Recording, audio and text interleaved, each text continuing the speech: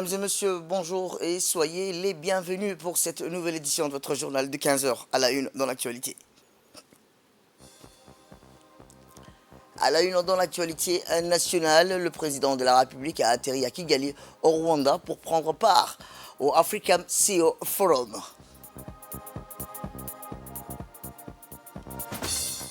Et dans l'actualité internationale au Proche-Orient, Israël veut intensifier son offensive à Rafah.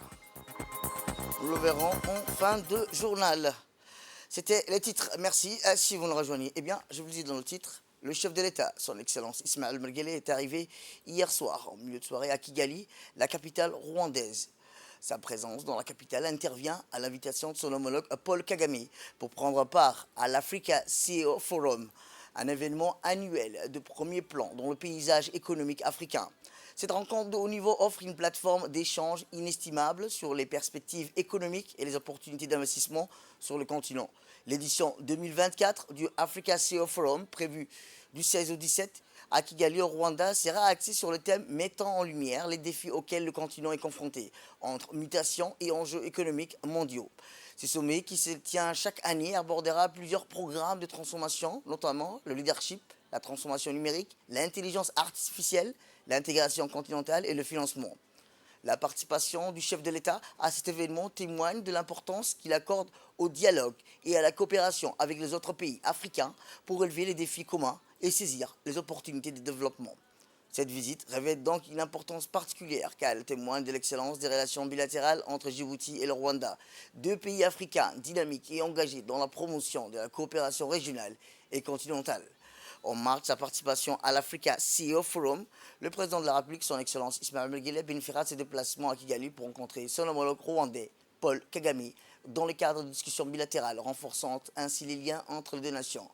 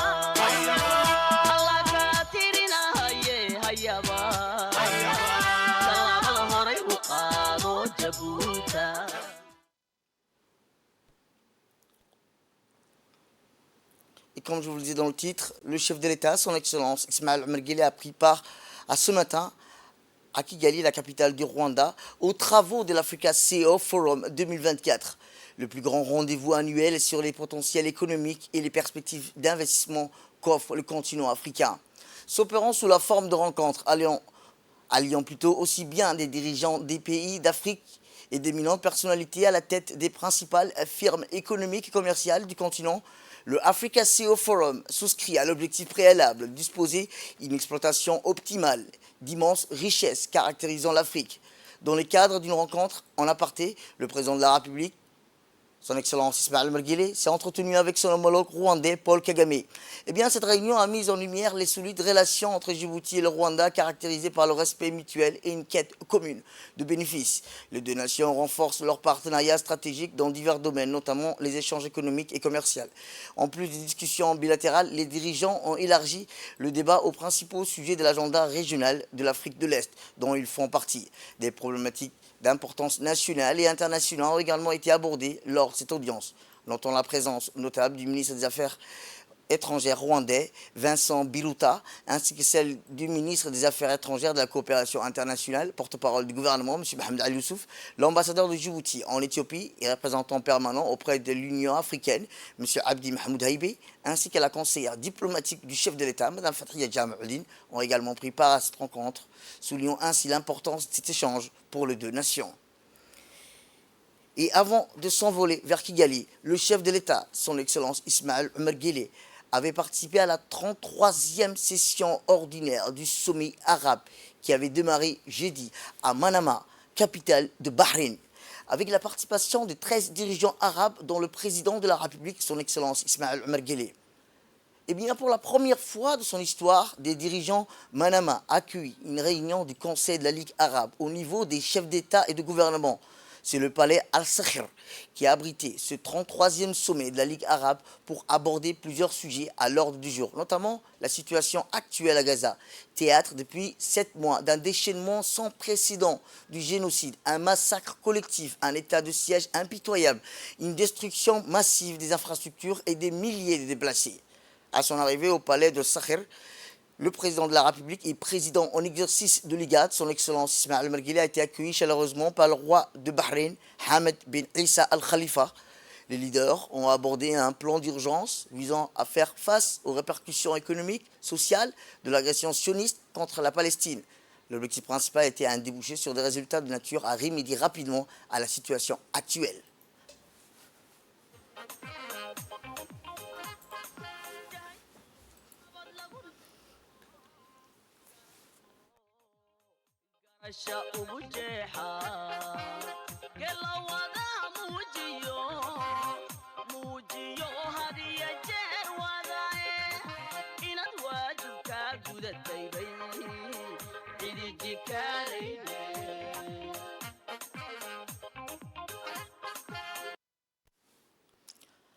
Placé sous le signe de la poursuite des efforts de solidarité à la bande de Gaza, théâtre d'un massacre des populations sur l'axe continu de ces 7 derniers mois, ce sommet de la Ligue arabe a défini des procédés complémentaires, des stratégies d'action en vue d'une plus grande capacité de la région à faire valoir les droits, l'intégrité physique, morale et l'autodétermination du peuple frère palestinien. Écoutons un extrait du discours du chef de l'État, son Excellence Ismaël Omar Guelleh. الحمد لله رب العالمين والصلاة والسلام على أشرف الأنبياء والمرسلين وعلى آله وصحبه أجمعين. حضرة صاحب الجلالة الملك حمد بن عيسى آل خليفة. Tout d'abord, j'ai le plaisir d'exprimer mes sincères remerciements et ma grande gratitude à mon frère, Sa Majesté le roi Hamad bin Issa Al Khalifa, ainsi qu'à son gouvernement et à son peuple frère, pour l'accueil chaleureux et la généreuse hospitalité, ainsi que pour la préparation distinguée de ce 33e sommet de la Ligue des États arabes qui est le nôtre. Je voudrais également exprimer mes plus sincères remerciements aux serviteurs de deux saints mosquées, le roi Salman bin Abdelaziz Al Saoud et au prince héritier, son Altesse royale, le prince Mohammed bin Salman bin Abdelaziz Al Saoud, pour les efforts déployés par le royaume frère d'Arabie Saoudite. Son travail acharné au cours de sa présidence de la session précédente du sommet est apprécié et des remerciements sont adressés au secrétaire général de la Ligue arabe et au cadre de la Ligue pour leurs efforts visant à renforcer l'action arabe commune. Votre Majesté, Excellence et Altesse, notre sommet se tient à un moment précis où la région arabe traverse des circonstances exceptionnelles, difficiles et des défis sans précédent à plus d'un niveau, dont le plus important est la poursuite de l'agression brutale d'Israël contre la bande de Gaza, qui est relevée avant aux yeux du monde entier les crimes contre l'humanité les plus odieux connus dans l'histoire de l'humanité moderne. À cet égard, nous réaffirmons la gravité de la responsabilité que nous portons face à cette tragédie qui frappe l'humanité. Par conséquent, nous insistons sur l'adoption d'une position arabe ferme concernant la guerre d'extermination menée par l'État sioniste contre notre peuple et nos frères à Gaza. Dans le même temps, nous renouvelons notre exigence d'un cessez-le-feu immédiat et durable pour assurer la protection nécessaire aux civils sans défense, pour mettre fin aux déplacements forcés et pour garantir un accès sûr et durable à l'aide humanitaire. Nous soulignons également la nécessité de relancer le processus de paix sur la base de la solution à deux États, conformément aux résolutions internationales, et d'accepter la Palestine comme membre à part entière de l'ONU, afin que le peuple palestinien, frère, puissent obtenir leurs droits légitimes et établir leur État indépendant avec Jérusalem-Est pour capitale. Dans le contexte des crises que traversent certains de nos pays arabes, la poursuite de la crise dans la République sœur du Yémen et dans l'État de la Libye nécessite une action arabe commune, efficace. Il en va de même pour le Soudan frère, où une grave crise, la crise, a éclaté il y a plus d'un an. Si nous ne coopérons pas pour contenir cette crise qui fait rage dans de nombreuses régions du pays, cela laisse présager un long conflit aux répercussions désastreuses pour le Soudan et pour toute la région. Comme je l'ai déjà mentionné, la résolution de ces crises nécessite un effort collectif et un travail conjoint et diligenté qui est plus urgent que jamais. Je voudrais souligner ici que la République de Djibouti a déployé des efforts dans le cadre de sa présidence tournante de l'IGAD pour contribuer à la résolution de la crise soudanaise. Nous réaffirmons l'accueil et le soutien total de Djibouti à toutes les initiatives réelles qui pourraient aider les frères soudanais à surmonter l'épreuve et à trouver une solution politique globale à la crise. ونؤكد من جديد ترحيب جيبوتي ودعمها الكامل لكل المبادرات الحقيقية التي من شأنها أن نساعد الأشقاء السودانيين على تجاوز المحنة وإيجاد حلا سياسيا شاملا للأزمة. Eh bien, en dehors de la question palestinienne, lors du jour, ce sommet a été dédié à un volet important de ses travaux, à l'analyse des dispositions de nature à contribuer à l'essor politique, économique et social et culturel du monde arabe. Réécoutons le chef de l'État. الجلالة والفخامة والسمو الحضور الكرام في ظل تفاقم حالة الانقسام. Votre Majesté, Excellence et Altesse, chers participants, nous n'avons d'autre choix que de compter sur nos propres capacités, de nous intégrer entre nous et d'unifier nos forces, efforts pour formuler des solutions décisives et radicales à nos problèmes et faire face aux menaces sérieuses qui pèsent sur le présent et à l'avenir de la nation.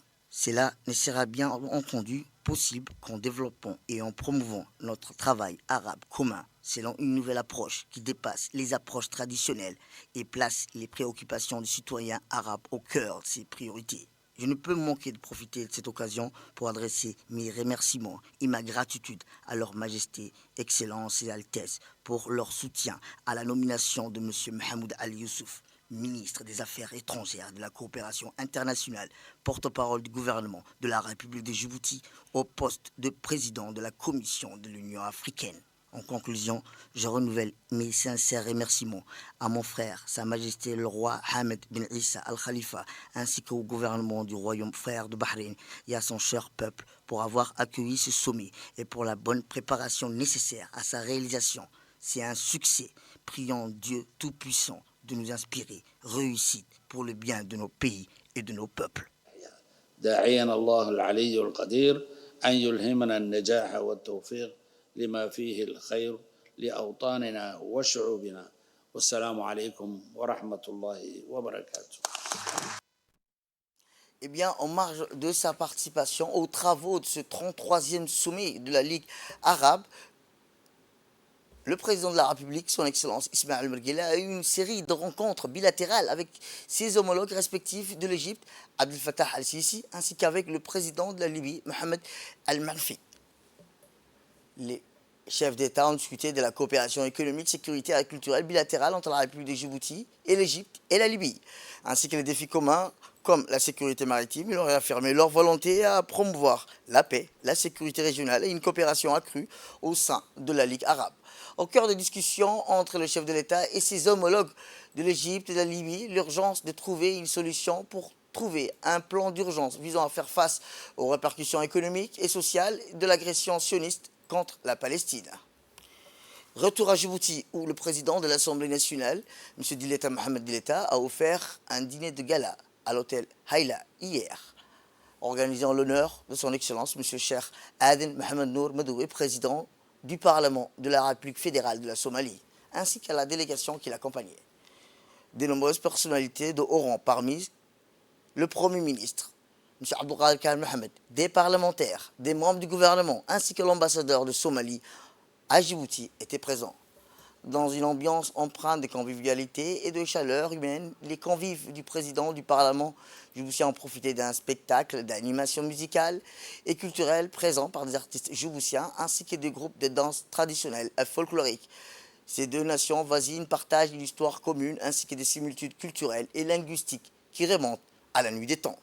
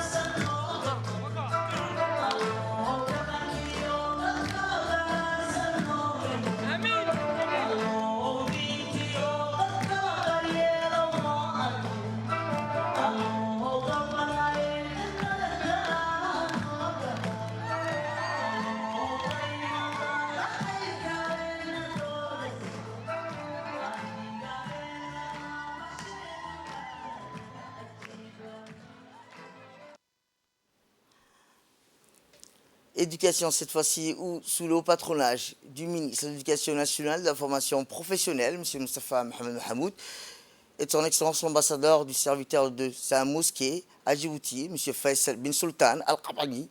La cérémonie de remise des diplômes de la 26e promotion de l'école saoudienne s'est tenue au Palais du Peuple.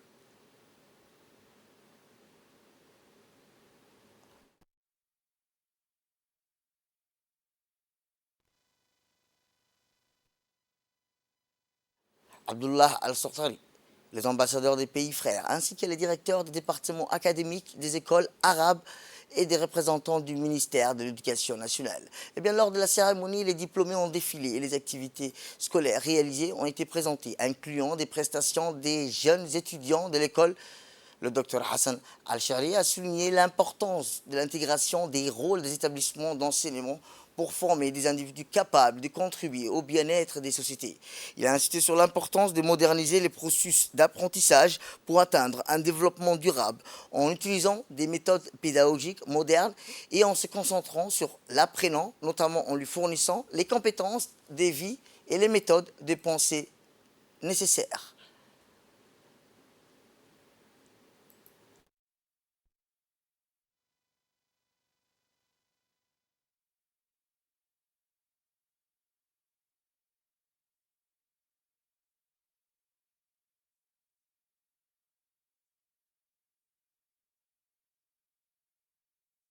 De tous les participants.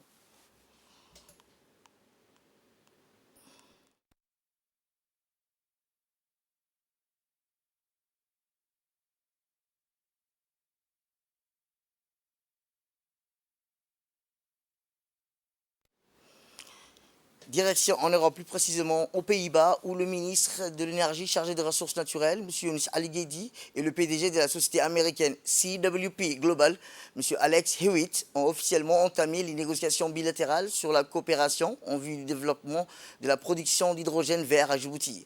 Ces négociations qui se sont tenues durant 2 jours, du mardi 14 au mercredi 15 mai, à Rotterdam, aux Pays-Bas, en marge du sommet Exposition mondiale 2024 sur l'hydrogène et du Forum africain sur l'hydrogène qui a réuni les délégations officielles des 2 parties.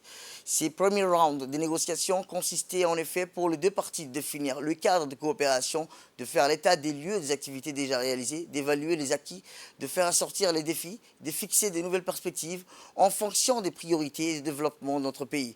Plus particulièrement, la rencontre a permis de plancher sur plusieurs points cruciaux de dialogue autour des nouveaux engagements bilatéraux.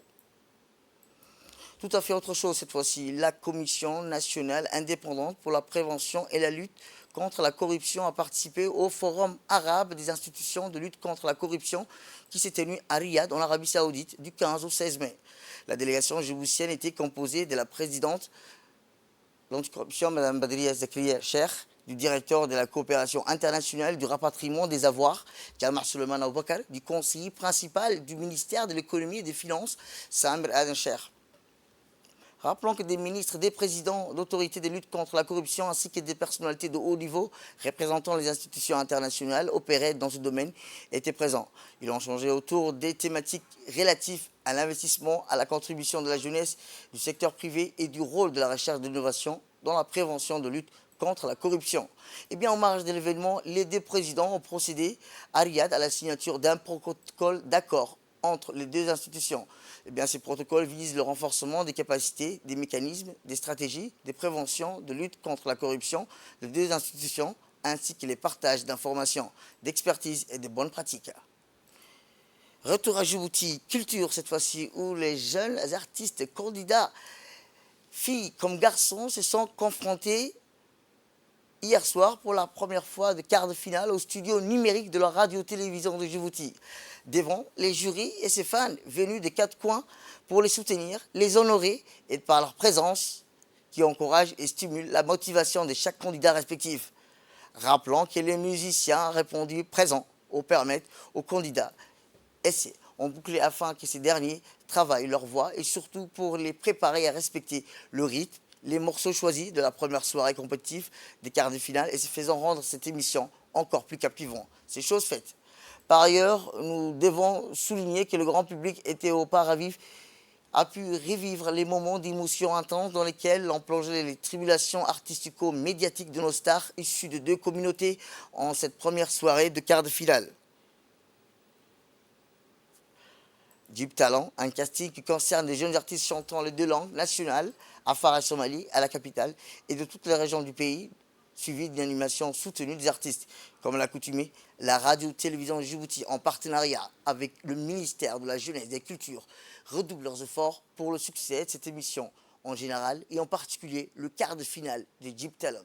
La performance sur scène des candidats gagnants et les différents morceaux choisis, chantés par ces derniers, ont laissé transporter le large public qui savoure ces moments passés devant le petit écran. Émerveillé hier soir par des voix envoûtantes des artistes gagnants des quarts de finale qui transportent les amateurs de la musique dans un tourbillon d'émotions et d'acclamations. Proclamation de résultats gagnants qui suit des belles performances musicales. Les gagnants côté Somalie étaient première place, a été remporté par M. Mohamed Ibrahim Sougé avec une note de 16,72. Côté Afar, la première place a été remportée par la jeune Fatouma Mohamed Dam avec une note de 15,86 et la deuxième place est revenue à Madina Louaïta Habib avec une note de 15,34. Rappelons que Deep Talent, une expérience musicale époustouflante où les jeunes talents se relèvent et célèbrent la richesse de la diversité culturelle à travers la musique, des moments inoubliables, une équipe qui ne font qu'ensemble. Le studio numérique de la radio-télévision de Djibouti est devenu désormais un endroit où la créativité s'épanouit, où les jeunes talents brillent de mille feux.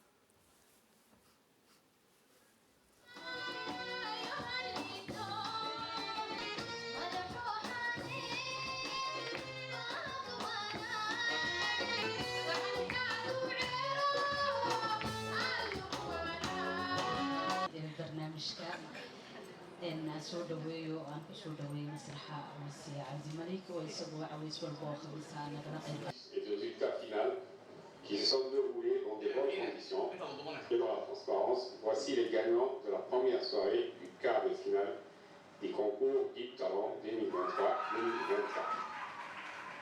Mohamed Ibrahim Sougé, Yassine Hussein Daï, Fatouma Mohamed Dam, Madina Louaïta Habib.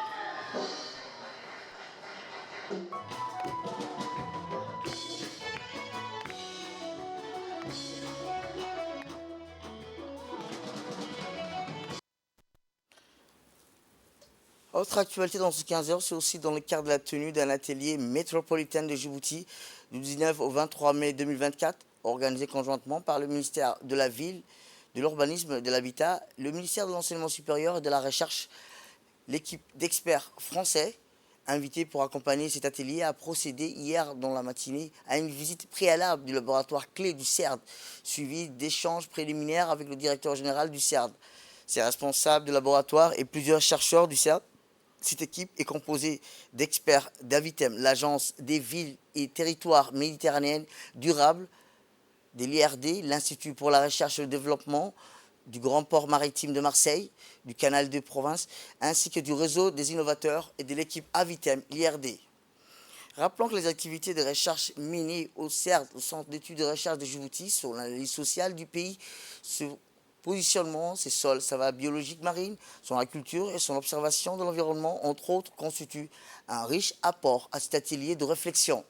C'est dans ce cadre que l'équipe française d'experts ont visité le laboratoire du CERD, qui sont entre autres le laboratoire de métallogénie, qui est une science qui étudie les mécanismes de formation des gisements métallifères, le laboratoire géophysique, l'Institut des sciences de la Terre du CERD. Rappelons que le CERD est là principalement pour mission de mettre en œuvre des programmes de recherche-développement technologique dans le cadre des choix priorités fixés par le ministère de l'Enseignement supérieur et de la Recherche en adéquation avec l'objectif tracé par le gouvernement de contribuer à la diffusion de la formation scientifique et technique, à la publication des travaux de recherche et d'assurer des activités de veille technologique et d'apporter son concours au renforcement de la recherche nationale.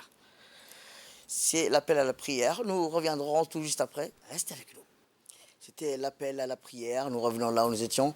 Eh bien, comme je vous le disais, suite aux visites effectuées dans les quelques laboratoires du CERD, La délégation de la VITEM et l'IRD s'est entretenue avec le directeur général du CERD et les chercheurs sur l'état des lieux de réflexion pluridisciplinaire du CERD par rapport au changement climatique et aux différents impacts provoqués par ces fléaux dans une structure particulière telle que l'environnement, l'eau et le sol. Il était question lors de cette réunion de discuter entre autres des grands éléments d'adaptation, des grands enjeux pour l'avenir en s'adaptant à ces changements climatiques. Des résultats fondamentaux des recherches et des travaux menés par le CERD ont été expliqués, présentés à la délégation. Force de constater que la CERD est l'épine dorsale en termes d'observation et de réflexion sur le changement climatique à l'échelle nationale, mais aussi à l'échelle de la Corne d'Afrique. Une conviction sur la recherche pour le futur et une volonté d'aller vers quelque chose. Sans transition, il convient aussi de noter que l'atelier avait permis de favoriser la construction de la capitale en une future métropole. La délégation, composée d'experts de la VITEM, s'est rendue hier dans l'après-midi aux stations de Nagad. Arrivée sur le lieu, l'équipe a été accueillie par des responsables connus pour leur professionnalisme et leur abnégation pour leur travail. La délégation a eu droit à une présentation d'état des lieux de la fonctionnement de ce nouveau train électrifié, son efficacité par rapport à l'ancien et sur la coopération de Djibouti avec la République fédérale de l'Éthiopie. Notons qu'il y a un train de passagers, ceux des marchandises et les activités d'exploitation se font depuis 2018. Par rapport à l'ancien gare, il s'agit là du premier train électrique transfrontalier.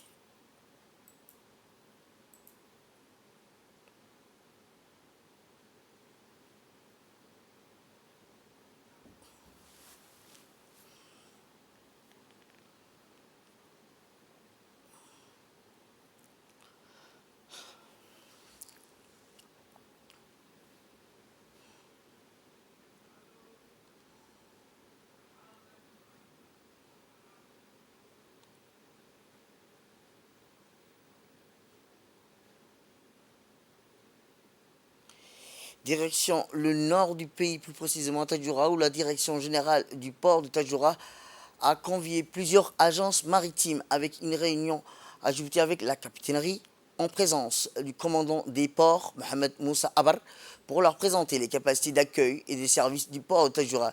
Et pour cela, toutes les agents maritimes ont été invités à une visite du port de Tadjoura. Les représentants des agences ont ensuite été invités à visiter les infrastructures portuaires, les équipements, les entrepôts et la route Tadjoura-Balhou. Une présentation des opérations de déchargement des navires, des livraisons et des travaux a été diffusée.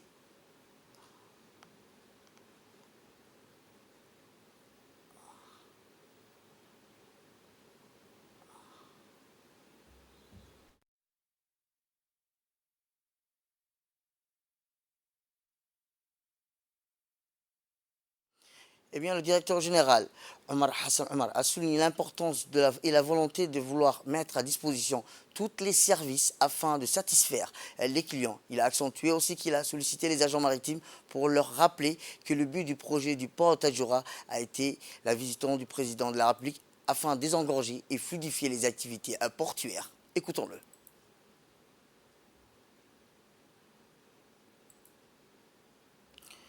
Nous reviendrons dans nos prochaines éditions. Dans l'actualité internationale, Israël a annoncé son intention d'intensifier son offensive au sol à Rafah malgré les craintes de la communauté internationale pour la population civile dans cette ville surpeuplée du sud de la bande de Gaza. Au 8e mois de la guerre, l'armée israélienne dit mener depuis une dizaine de jours des opérations ciblées au sol à Rafah, accompagnées de bombardements, depuis que l'armée a ordonné aux civils de quitter les secteurs de Rafah 6 mai en prévision d'une offensive terrestre d'envergure. 600 000 personnes ont fui selon l'ONU. Quelques 1,4 million de personnes, habitants et personnes déplacées par les combats se trouvaient jusqu'à là, dans cette ville, à la frontière fermée avec l'Égypte.